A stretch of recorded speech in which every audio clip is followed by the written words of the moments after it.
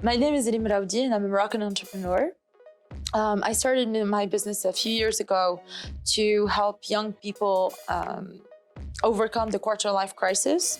So it's basically, we have three parts, which is dream, how to get a vision for yourself, dare, overcoming the psychological barriers to either entrepreneurship or switching your business career. And then the do is like the execution part.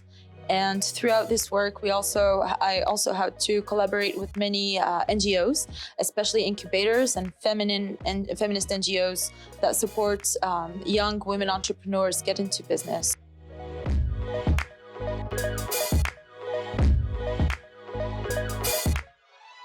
The Moroccan entrepreneurial environment is quite female-friendly, to be honest.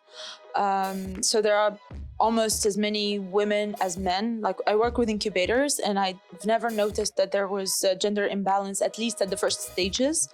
But it's true that when you get to how many women raise funds or how many women go into creating maybe big companies, then yes, maybe then you would see a difference, but that's basically reflecting the reality even in the corporate world.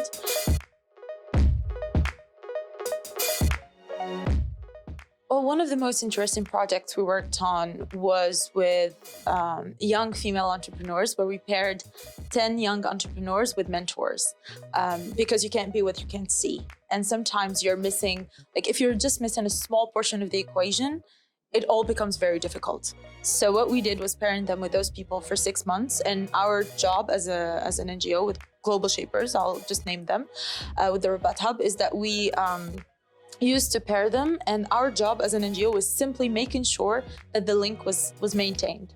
So every time we'd call both and make sure that they are still connected, that they're still working together. And it really ended up having great results because some of them were underselling themselves. Some of them didn't have maybe good pricing strategies. Like, it's really very small stuff in the grand scheme of things, but that can make or break a business. So I was very happy to participate in that kind of project. I also worked with women from underserved areas and underserved backgrounds who maybe didn't get to go to school or had to quit school, into building a livelihood for themselves. Because when you help a woman become financially independent, you help actually a whole family. So that was also a very nice project that we had to work on. And honestly, it's been a learning experience as much for them as for me, because as you work with these women, you realize the potential that female entrepreneurship has. And especially today with the area, like in the digital era, there are a lot of softwares that are at their disposal for free, and that people can use to create small businesses. And SMB, of course, also was a great idea.